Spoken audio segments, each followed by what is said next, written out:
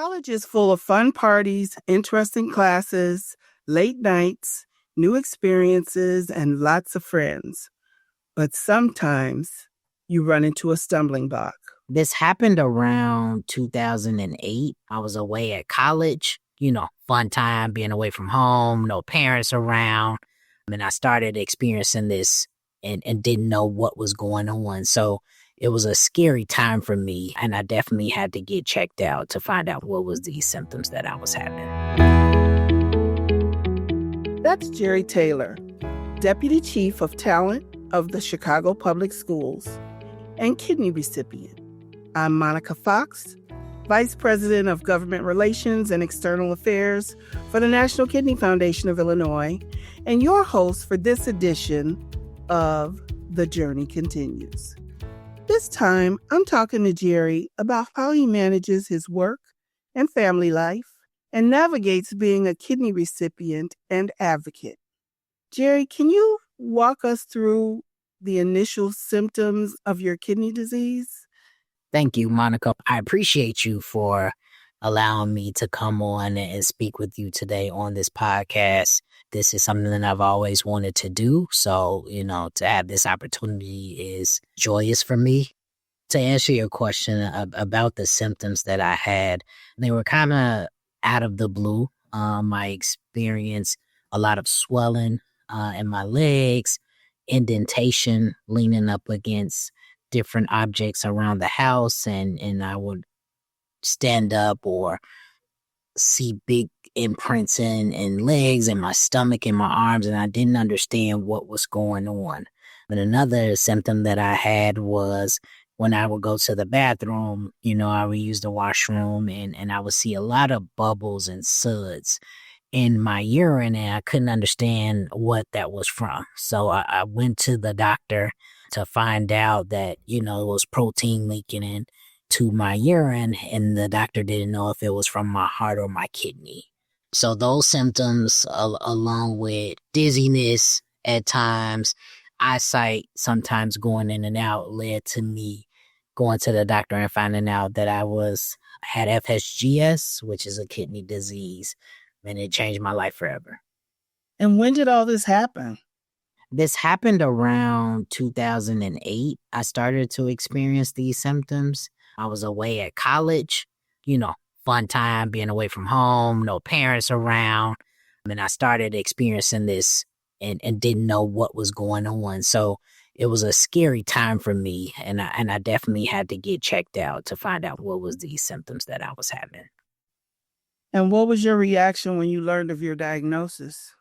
Honestly, I was confused. You understand, you hear what kidney disease is about, but you never know what it feels like when it says your turn. So it was a lot of confusion to me, not understanding how it happened, where it come from. I thought I was doing everything right. I was drinking water, not drinking pop or anything like that. It made me sit down and really do some research on what had caused this.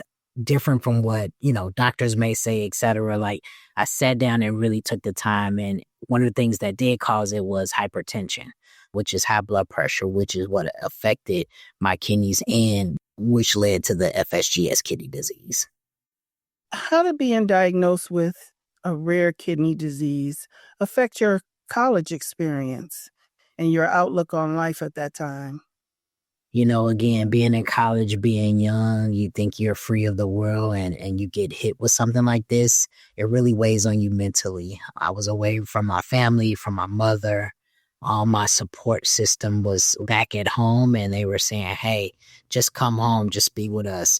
And it got me down. It really got me down, and I didn't know if I wanted to finish school. It really took a toll on my body mentally and physically.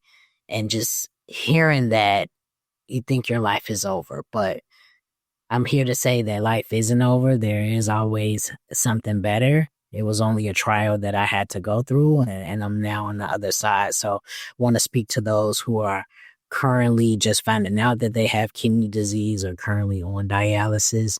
There is light at the end of the tunnel. That's great. That's good advice for people.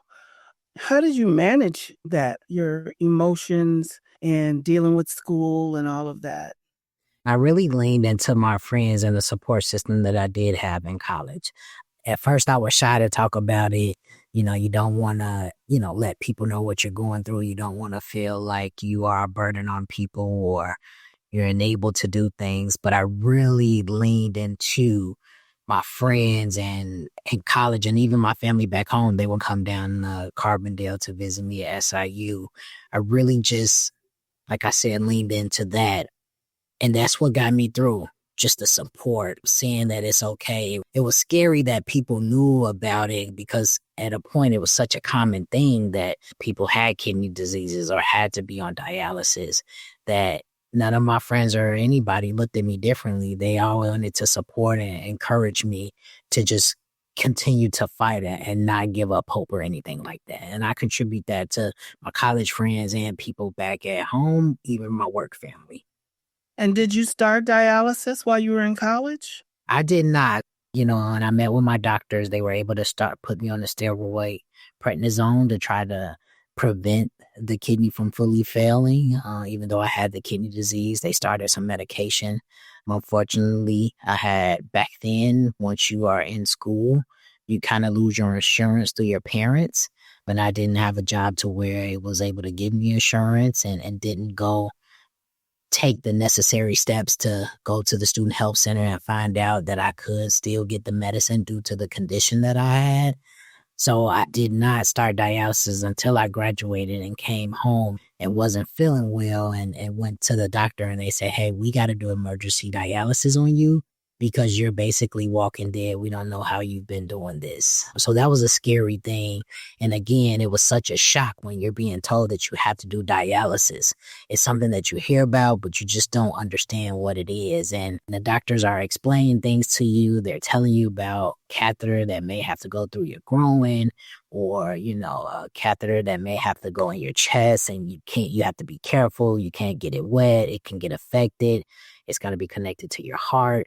Those are things that they're telling me as I'm laying on a hospital bed, getting ready to go through emergency dialysis. It's terrifying. It was frightening. But again, having that support system and really trusting and believing in the faith that I have, I knew I would be able to come over it.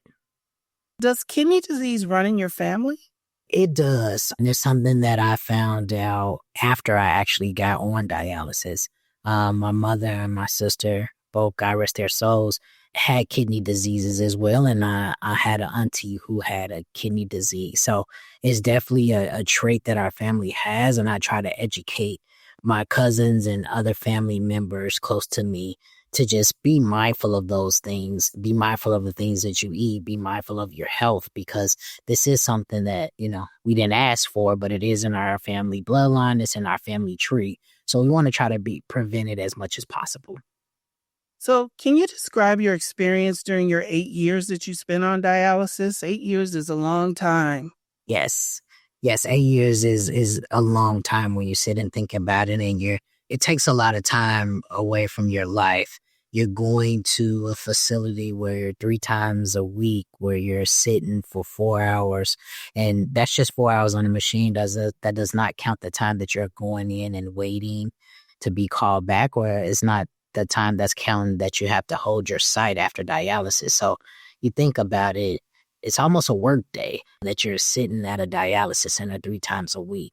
You're missing out on a lot of things. So it becomes kind of tough again as I speak on it mentally, kind of get defeated. And if you think about 8 years, I started to get defeated towards the end, thinking that there was no hope. I have a rare blood type, which is O positive. And for people out there, they know you can always give to others, but you can only receive from yourself. But nowadays, due to wonderful doctors, there's all type of swapping you can do now and etc. So it's making it a lot easier for people to get transplants. But back then you had to have that exact blood type. So being on dialysis for 8 years is very, very tough on me mentally. You get the phone calls that say, hey, we got a kidney for you. And you get a call back and say, hey, we had to go with it with somebody else. Those start to weigh on you, and it starts to weigh on you emotionally and mentally.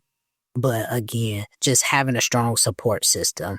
had another family at UI Health Dialysis Center and still talk to them to this day. They always check in and always make sure I'm doing okay. That's what helped me get through those 8 years because there were some trying times that I wanted to give up. I understand. So, how'd your family and friends and colleagues support you through your journey with kidney disease and dialysis? Again, I owe a lot of credit to my family, my friends, my work family, just the way that they kept me positive. I've had friends who got tested. You don't know how to always ask for someone for, an organ because that's a part of a person. And you just don't know. That's a big step. The support that I had, people were showing up, wanting to get tested. It gave me solace knowing that this thing was going to be okay. They just kept me around. We kept doing regular activities. I would have some friends come and sit in the lobby while I'm going through dialysis. It was just that support again, knowing that you have that. And I wish this for everyone. If you know someone that is experiencing dialysis or kidney disease, really just be there for them because that support really helps a person through. Were you working while you were on dialysis? Yes, I continued to work while I was on dialysis. Again, can't give enough credit to my job, Chicago Public Schools. They were very, very helpful with me. They were able to work around my schedule. Even the dialysis center was able to work around my schedule. So yes, I worked the full time while I was on dialysis, a full-time job. Can you share any specific moments that stood out to you? The one that I can speak on is when I finally got that call that it was my turn. You're nervous. You don't know if it's real after getting so many calls. But once you get in there and those doctors start to talk and you start to feel that it's really happening, I will never forget that day. I will never forget that time. It was just such a relief, such a joy. And it's the gift that you don't want to take for granted. So I commend the family of the donor of mine. I never got to meet, but this touches anybody. Like that is something that I'll never forget, and the gift that they gave for someone like me to continue to live and continue to enjoy life. And that speaks to the importance of organ donation. Yes. And how do you spend your time advocating? Advocating with Gift of Hope, with National Kidney Foundation, just getting awareness out to people that, and we're doing a lot of things. We're having seminars. I've been on a couple of panels to just tell my story. I post about it on my social media, and people come to me and say, hey, you got to tell your story more because it will touch a lot of people. You never know how many people need to hear this because they could be going through it, or someone in their family can be going through it. I spoke on a panel with the National Kidney Foundation, and someone at work showed up and was like, I didn't know you were going through this. I'm going through it right now. And that just touched me to be able to share my story and still be able to help promote organ donation. So how has your experience with kidney disease shaped you as a person, both personally and professionally? You don't take life for granted. You live for every moment. When I first got my kidney transplant, I didn't know what to do with my life. You had that time back, as I spoke about earlier, 3 days a week, 4 hours at that time on the machine. That takes up a lot of time. So when I first got my kidney, it was just like, hey, what am I going to do? And just working with Monica and all of the other people at UI Health and National Kidney Foundation really helped me. Hey, I can use my time doing this, helping bring awareness to transplantation and organ donation. I'm an advocate for it. I don't mind telling my story, but that's my time that I have extra, and I want to do something useful with it. And we are so glad that you do. So you mentioned that several people stepped forward to be living donors, but weren't a match. How'd that make you feel and help you cope with the uncertainty? It was a shock. It made me feel grateful. It made me feel and know that I'm loved.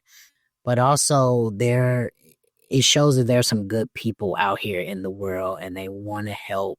You just got to let people know. You got to talk about it. You can't be afraid. You can't keep it in. there's good people in the world and we want to show them gratitude for what they do. There's a lot of people who donate organs and I want to thank them, thank their families because they're saving lives. So when you see some friends that do it, where I come from, you don't see that way more often. You want to give them thanks and you want to show that appreciation. So it means a lot to me. After your transplant in February of 2017, what was your recovery process like? You know, it's pretty quick. And they want you to get up. The amazing staff at UI Health. I was a part of the robotic transplantation, so less incisions. The recovery time was cut in half. It wasn't too long where they had me up and walking. I had the transplant, and the next morning, I was up walking, moving around. And it helped me just build my strength back up. Not anything to pressure and doing it fast, but a couple of steps a day, maybe walking a minute around or 2 minutes around, really getting your strength back up to not just be laying in the bed. It helped me a lot. And the recovery time was about 6 weeks. And then I was back to normal doing the things that I like to do. So it was great recovery. Were there any challenges that you faced? What kept you motivated during that time?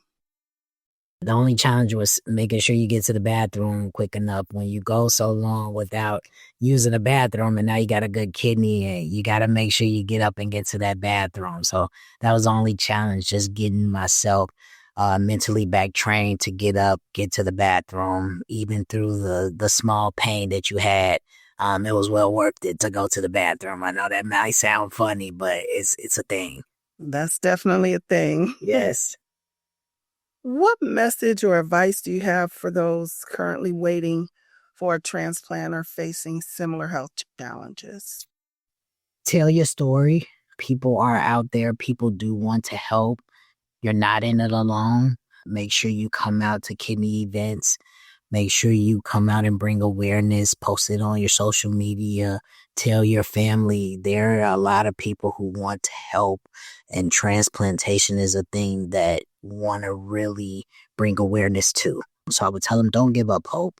I'm a living testament. People are living testaments that it doesn't last fully. So you definitely want to just tell your story. You definitely want to get it out there because there are people that are listening and there are good people who are willing to donate. It could be a complete stranger. It happens all the time. Yes, it sure does. You mentioned that your mother and your sister have passed on. Mm-hmm. And nobody wants to lose their mother. Yeah. Nor their sister. Nobody wants to lose a loved one. Yeah. But your sister passing really was a life-changing ordeal for you. Yes. Because she had 2 daughters. Yes. Tell me about that. Yeah. Recently lost my sister in April of this year. Another piece of my heart after losing my mother. I thought, you wouldn't feel a pain like that, and you don't. But when losing my sister it affected me a lot. I'm currently in counseling now, trying to deal with it. So it's taken time. She did have 2 daughters who I have been looking after for while we are trying to just navigate this new life that we are in. But 2 beautiful nieces, Trinity and Victoria, love them to death. We're coping with trying to figure out after losing their mom, just how we go on. So, that's given me solace that they're around me more. I'm helping out more. I'm stepping up and I'm doing what my sister wanted me to do. There's definitely some challenges, some ups and downs, but I'm up for the challenge. She left me 2 gifts and I want to do what she would do as a parent and just make sure her kids succeed. Well, you're a wonderful uncle and I know they're so happy to have you. Thank you. Thank you. So now that you have your health back, what are some of the activities you've returned to? And how do you approach life differently after your experience? Just normal things, regular walking and playing sports, playing basketball. I want to speak on the transplant games of America. I was a part of the Transplant Illinois team where we go and we compete in many different sports, basketball, volleyball, pickleball. It's a time where you come and you're able to show that just because you have an organ transplant doesn't mean you can't do some of these activities and things. So it's been a pleasure to be a part of that for the last few years. And looking forward to the next games, but just gives me an opportunity to just get out there and move and play things that I never thought I'd play before. Pickleball was a thing that I played back in Utah and I loved it. And so I try to do it every transplant game, but I also do it while I'm here at home. So just many different activities since I've had my gift of transplant. What are your hopes and goals moving forward, both personally and in your role at the Chicago Public Schools? Personally, I just want to continue to grow as a man mentally, emotionally, just making sure that I am putting myself first and looking after my nieces and making sure they are stable and healthy, but just continuing to live life on a personal level. That's the goal that I want to do. Continue to be healthy, continue to live life and enjoy life because tomorrow is not promised. So I want to live every day till its fullest. And professionally, just continue to grow in that role too. Currently, I'm the deputy chief of talent. I want to continue to learn in this role and one day maybe be the chief talent officer for Chicago Public Schools. So there's some goals that I have. I never thought I'd be in this position, but sky's the limit. I'm going to continue to work hard in both aspects to grow professionally and personally. So finally, my last question for you, what message do you have for our listeners about organ donation or living donation? Organ donation, just, you only need one. You don't necessarily need 2 kidneys or you need 1 kidney, but anything, if you know someone is passing away, I think I had a shirt back in Utah where, leave those organs down here because you don't need them up in heaven. And we want to share and continue the gift of life here while we're on earth. So I just really want to promote organ transplantation, organ donation. It's helpful. Anybody may need it. It may not be in your family, but someone out there needs it. And again, as I've spoken before, there are some good people out here in the world. No matter what you see in the news, we have a lot of good people, more good than bad, and we have people that want to help. So just bring awareness to it.